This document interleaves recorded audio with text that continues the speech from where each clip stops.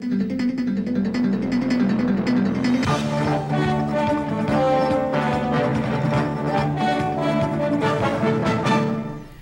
últimas semanas, o programa Mais Médicos do governo federal provocou muita polêmica. A categoria fez fortes críticas à solução do governo Dilma para a falta de profissionais nas regiões mais pobres do país. Houve ameaças de boicote e protestos contra os médicos estrangeiros que já chegaram ao Brasil. A oposição fez coro, mas, segundo o Datafolha, o apoio ao programa cresceu e a maioria da população é a favor. Conversa comigo Francisco Rubió, médico, professor da UFMG e presidente do PPL, o Partido da Pátria Livre. Bem-vindo, professor. Muito obrigado, Vi, pelo convite. Professor, como é que você vê a resistência ao programa Mais Médicos? O senhor diria que é uma questão da categoria ou vai além disso?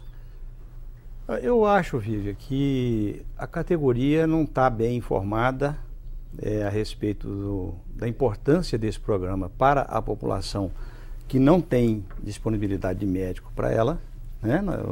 O programa não visa substituir o médico brasileiro por médico que vem de outros países. Isso em primeiro lugar.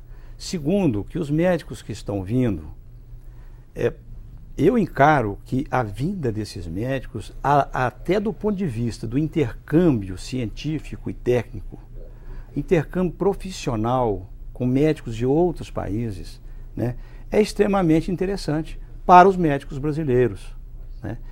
Você vai ter a oportunidade de ver como estão as doenças, qual a incidência e qual que é hoje a situação de saúde desses países, de onde estão vindo esses médicos, né?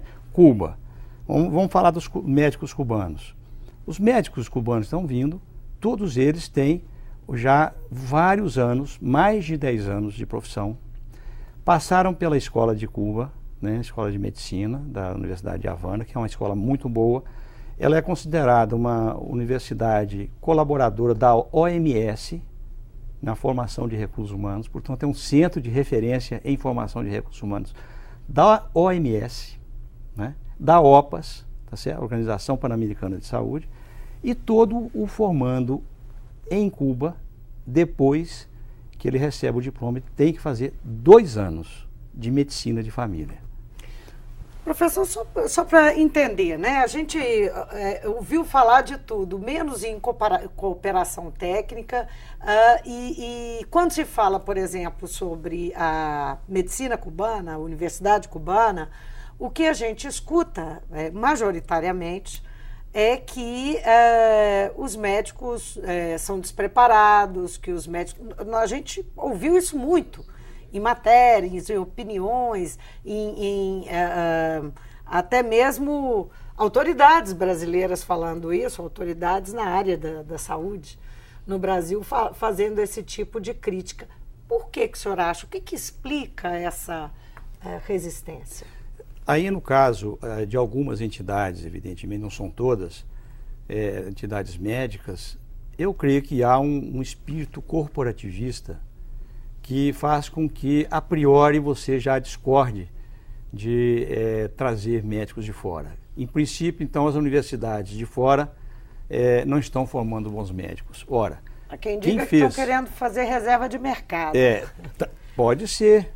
Esse espírito corporativista leva a isso, a defender o seu campo aqui e não aceitar, então, concretamente, o intercâmbio, que é fundamental na saúde, na medicina, na enfermagem. Nós estamos esquecendo de falar enfermagem, odontologia, psicologia, que todo mundo esquece. Quando se fala em saúde, a psicologia é fundamental, porque a abordagem psicológica do paciente, né, que é essa relação médico-paciente, que em Cuba é uma relação que chega ao ponto de o médico residir na comunidade.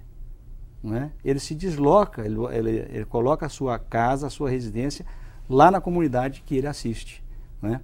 E olha só, Cuba nos traz mais exemplos de qualidade de saúde. A pesquisa em saúde lá é muito profunda e extensa. Eles têm várias vacinas. A contra a meningite B foram os cubanos que desenvolveram. Né? Eles estão desenvolvendo uma vacina agora contra a dengue. Estão desenvolvendo a vacina contra a AIDS. Né? Então, e vários produtos derivados da engenharia genética. A engenharia genética em Cuba é avançadíssima. Eles têm intercâmbio hoje com a Fiocruz e com outras empresas, inclusive privadas brasileiras, trazendo o interferon, por exemplo, que é um medicamento muito usado hoje, não é, contra várias viroses, inclusive contra a AIDS. Mas a questão dos cubanos no Brasil, inclusive, intensificou a crítica, né? Ou as críticas foram intensificadas quando se constatou que viriam médicos cubanos. Você acha que tem um aspecto ideológico nessas críticas? Com certeza. Há uma propaganda muito grande, que isso a nível mundial, né? Uma propaganda muito grande contra Cuba, evidentemente que existe. Isso há longos anos. Desde que Cuba se distanciou do Império Americano, né? Então passou a ser demonizada. Todos os países que se distanciam, que procuram desenvolver uma autonomia, uma independência, os seus governos são demonizados imediatamente. A mídia internacional, eu digo a mídia, as agências de notícia, que evidentemente não são controladas pelas nossas agências de notícia brasileiras, por exemplo, o que vem de lá é só informação já filtrada. Né? Então, o que se diz de Cuba é completo. Quando você vai visitar a ilha, você vai visitar Cuba, você vai ver que não tem nada a ver com isso, com essa versão que eles estão dizendo. O senhor conhece Cuba? Conheço, fui lá mais de 8 vezes. Foi 9 ou 10. Uma crítica que se faz muito é sobre a contratação, a forma de contratação. Essa é uma das alegações em relação à contratação dos cubanos. Né? Sim. O cubano, quando vem aqui, é como ele já foi para Angola, foi para Moçambique. O médico cubano. O médico, ele já foi para vários países da América Latina. Eles vão em solidariedade a esses povos, a esses países, não é? Para atender populações que não recebem também a presença do médico, tá certo? Então, o médico cubano, ele vem, não é, com esse espírito. Ele é funcionário do governo cubano. Então, quando ele vem, ele não deixa de receber o salário dele. Ele não vem para cá e o governo fala assim, agora você se vira lá no Brasil ou lá em Angola, tá certo? Ele continua recebendo o salário dele lá. Perfeito? Agora, se o governo está fazendo um convênio com o governo brasileiro, é natural que o governo brasileiro pague ao governo cubano e que, evidentemente, alguma coisa venha para ele com os gastos, ganhar mais. Os gastos de rotina, porque ele não vai pagar casa, não vai pagar alimentação, né? Ele não vai pagar roupa lavada, porque tudo isso está garantido dentro do convênio. Então, o dinheiro para os gastos correntes que você precisa, né? Claro que isso vem para ele. O restante é o salário que ele recebe lá. O raciocínio que se fez, inclusive colunistas de jornais e tal, dizendo que os cubanos estariam sendo tratados como escravos, né? Isso foi inclusive um xingamento, né, durante aquele episódio em Pernambuco, aquele triste episódio, né? Em Fortaleza, em Pernambuco não, no Ceará, recepcionando os médicos, chamando eles de escravos, né? Isso tem a ver com esse aspecto ideológico mesmo? É um conflito da maneira de ver o papel do médico e o que ele está fazendo e como vai fazer aqui? Primeiro que o governo não recrutou ele lá, falou, você vai para lá. Primeiro que ele se candidatou, né? Abriram-se as inscrições e esses médicos que vieram para cá, eles se inscreveram espontaneamente. Ou seja, como eles se inscreveram para ir a Angola, solidarizar com o povo angolano, quando Angola foi invadida pela África do Sul, você deve recordar disso, né? E pela Namíbia. 2 países invadiram Angola. Cuba foi para lá, levou militares, mas levou médicos, né, que cuidavam da população, mas eles se inscreveram espontaneamente. Esses que estão vindo para cá, da mesma maneira. O senhor atua na política e é também médico. O senhor acha que o Mais Médicos será realmente uma resposta da presidente do governo Dilma, da presidente Dilma, às demandas populares, à questão da saúde? É suficiente?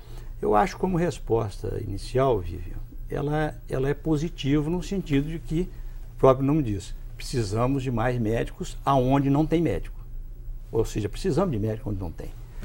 Pois bem, isso significa que nós temos que fazer um esforço no país para formar mais médicos com qualidade. Nós temos muitas escolas no Brasil que as próprias entidades médicas questionam, né, a condição destas escolas formarem bons médicos. O que é que precisa ser feito? Formar os profissionais, os professores, formar os mestres e doutores para colocar nessas faculdades e formarem bons médicos. Ter o local de estágio adequado, né, e tal. Bom, o que falta, no meu modo de entender, para o programa? O programa precisa ter, primeiro, a implantação de um sistema de segunda opinião médica à distância. Tá?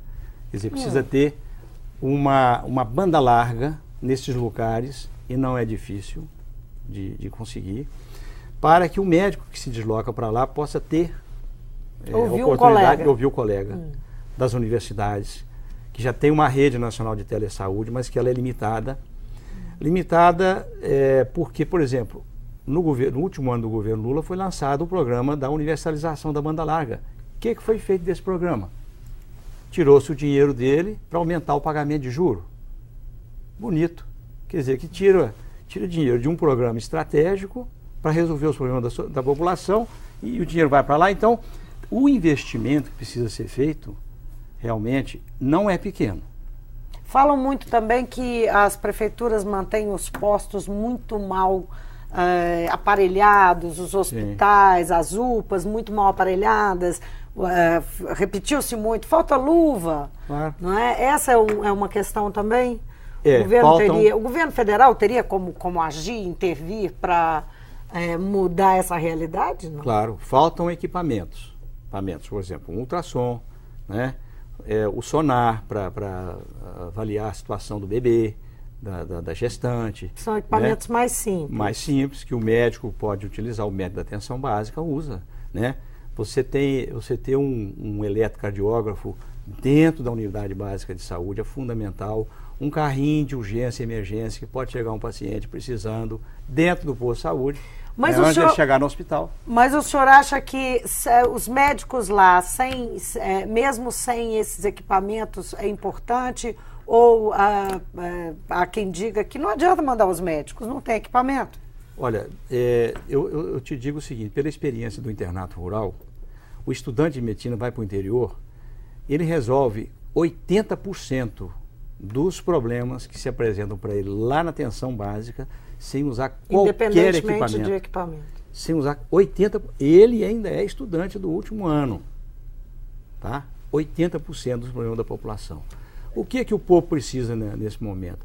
O médico, para ele, é uma segurança. Segundo, a escuta. Você escutar o paciente. Você dá um tempo para ele, nem 5 minutos. Você resolve, você vai conhecer um paciente seu. A relação médico-paciente depende de quê? Depende de você conversar com o paciente ter a oportunidade de falar sobre os seus problemas, o sofrimento dele, que não é só físico, muitas vezes é um sofrimento até mental. E grande parte das vezes, como é que você vai saber disso? Você tem que dar tempo. O paciente tem que falar com você, tem que conversar com você. Esse é um problema sério que permeia toda a formação médica brasileira. Não há formação do médico brasileiro nessa área da psicologia humana. Professor, fazendo o link aqui, que é o nosso assunto, que é política, o senhor, como médico, mas também como político, acha que para frente esse programa tem chance de melhorar a popularidade da presidente Dilma? Ela já deu uma melhorada, mas o fato é que ela sofreu uma perda enorme na ocasião dos protestos. O senhor acha que ele pode ajudá-la? Primeiro, nós temos que pensar em ajudar o povo, né? Eu só penso como Partido Pátria Livre, que para o partido ganhar, vamos dizer assim, autoridade, ganhar referência no povo, partido tem que realizar coisas boas para a população, né? Então, nesse caso, eu acho que a presidente Dilma, se ela injetar alguns acréscimos importantes nesse programa Mais Médicos... Nessa linha que o senhor estava falando. Isso. Criar um apoio das universidades, um apoio efetivo, acesso à banda larga para consulta segunda opinião médica, tá? Videoconferência aonde for possível existir. Aonde não for, a presença física não custa nada, o investimento é pequeno. Pagar uma bolsa para um professor se deslocar até onde está esse médico, né, e passar 2 dias com ele lá, discutindo, conversando, avaliando os pacientes, discutindo casos, etc. E aí pode fazer efeito, entendeu? Político. Aí, se esse programa receber esses acréscimos, desse tipo e outros que podem ser acrescentados, o projeto está lá na Câmara, tem 2 meses para a Câmara decidir quais são esses acréscimos. Então, as entidades médicas podem se mobilizar, ao invés de mobilizar negativamente. Mas você acha que tem chance, com todo esse clima pesado que a gente viu, dos conselhos, no caso aqui de Minas Gerais, nós tivemos declaração do presidente do Conselho Regional de Medicina, dizendo que ia orientar os profissionais, os médicos, para não dar socorro a eventuais erros médicos de estrangeiros. Mas parece que ele reviu isso. Mas ele fez essa declaração e o Conselho entrou com um pedido na Justiça, uma liminar, para não emitir autorização de, enfim. Então, a Justiça já deu recusa. Recusou, né, autorização, né, para trabalhar. Então agora vamos trabalhar numa agenda positiva, ou seja, o projeto está lá na Câmara. Na verdade, eu falei isso para dizer assim, o senhor acha que ainda tem possibilidade dessas entidades mudarem o foco e colaborarem nesse sentido? Claro, o Conselho Regional de Medicina, dirigido pelo colega João Batista, é um homem de bom senso, um homem que, claro, no primeiro momento, pelo espírito que eu acho um pouco de corpo, né, houve essa reação violenta de rechaçar, de rejeitar o projeto. Mas agora está na hora de discutir com a categoria e com quem trabalha em saúde, não é só com os médicos, mas com os enfermeiros, com os dentistas, com psicólogos, etc., com os gestores municipais de saúde, é importantíssimo, que é aquele secretário que sofre porque não tem médico no município dele, entendeu? Discutir com eles. Como nós podemos melhorar esse projeto? Quais são as sugestões a fazer? E levar isso para a Câmara. Está na hora certa. Professor, mudando um pouquinho de assunto, vamos falar um pouquinho do PPL? O PPL defende bandeiras nacionalistas, né, nacional-desenvolvimentistas, e tem restrições ao programa de concessões do governo federal. Né? Claro. Concessões na área de portos, na área de exploração de petróleo, de ferrovia, de rodovia. Na avaliação do senhor, a presidente Dilma vai fazer concessões na base aliada, considerando aí essas concessões, quer dizer, vai ceder nessas concessões para manter essa base, manter os aliados para a eleição de 2014? Eu acho que é o seguinte, veja bem, o Petróleo é Nosso foi uma campanha na época em que todo mundo, quer dizer, o mundo oficial, dizia que aqui não tinha petróleo, certo? Já outros pesquisadores falavam que sim, que tinha. O petróleo é nosso, então surgiu assim como minério não dado às safras, né? O que é? O recurso natural é nosso, nós é que temos que explorar, nós temos toda a tecnologia para a indústria derivada do petróleo. Imagina se nós cedermos essa matéria-prima e nós colocamos a indústria derivada do petróleo aqui, a petroquímica, aí a empresa que extrai o petróleo, que passa a ser dona, à medida que você faz o leilão, ela é dona do petróleo. Ela paga um royalty para a União, mas é dela, e ela vende para quem ela quiser. Você está entendendo? Não pode exportar, achar melhor exportar. Não, nós temos uma empresa criada com suor e sangue do brasileiro, que é a Petrobras, que é a empresa que detém a maior tecnologia de exploração e lavra do petróleo em águas profundas, que foi lá que a Petrobras descobriu o pré-sal.